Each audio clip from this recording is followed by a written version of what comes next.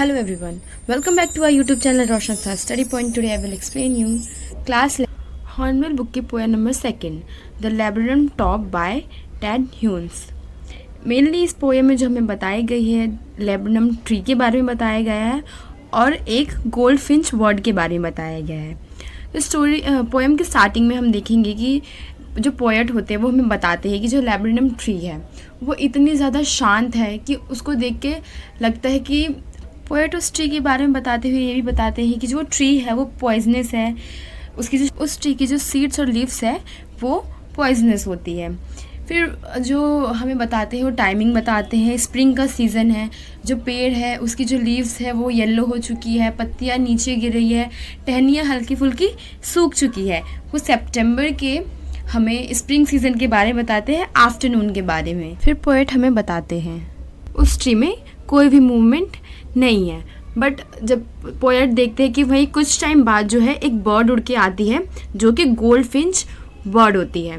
वो आती है और उस जो पेड़ के जो ट्री होती है लेबनम ट्री उसके ऊपर बैठ जाती है और जिससे एकदम से ऐसा लगता है कि कोई इंसान जो होता है किसी मेहमान के आने से एकदम से चौंक जाता है सोया हुआ इंसान, वैसे जो वो ट्री है एकदम से ही उस बर्ड के आने की वजह से उसमें हलचल होने लग गई है. वो जो ट्री है उसमें बर्ड की चिरपिंग सुनाई देने लग गई है. जो बर्ड होती है वो जाती है, वो एक पेड़ की टहनी पर जाके एक साइड कॉर्नर में बैठती है और वहाँ चिरपिंग करने लग जाती है. तो फिर जो पोएट होते हैं उस बर्ड के बारे में हमें बताती हैं. उसके कलर जो उसका कलर है येलो कलर का होता है, उसके फेस के आगे ब्लैक एंड वाइट कलर के धारीदार रेशे बने होते हैं और वो उसको अलर्ट बताते हैं जस्ट लाइक लिजर्ड. वो हमें लिजर्ड की तरह उसको अलर्ट बताते हैं, जैसे एक लिजर्ड होती है वैसे ही उस बर्ड के बारे में हमें बताया जाता है. फिर जो वो बर्ड होती है वो टहनी के सहारे जो धीरे धीरे जो वो ट्री होता है उसके टॉप पर जाती है. तो वो अंदर की तरफ जाती रहती है और जैसे ही वो अंदर पहुंचती है अचानक से ही जो पेड़ होती है वो बिल्कुल मशीन की तरह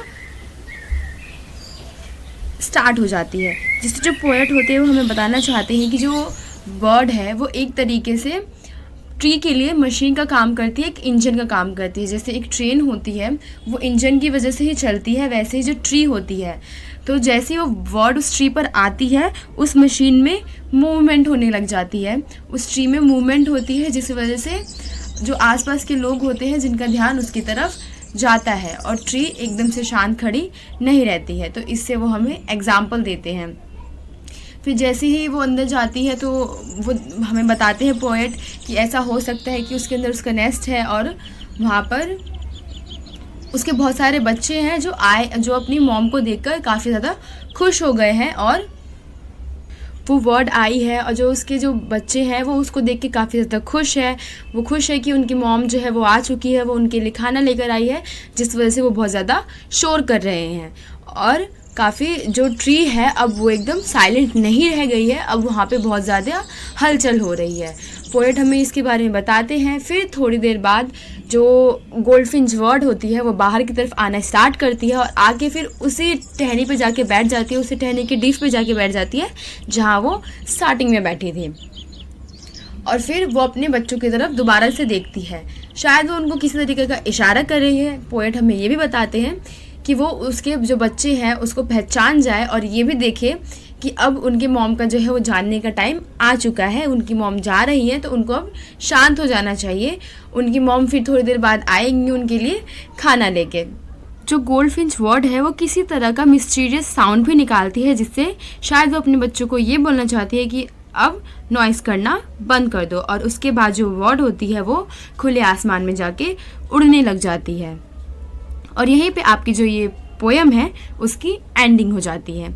आई होप आपको ये पोएम समझ में आ गई होगी. पोएम की लैंग्वेज काफ़ी इजी और अच्छी है, तो ये आप इसको आसानी से समझ सकते हैं. अगर आपको मेरे एक्सप्लेन करने का तरीका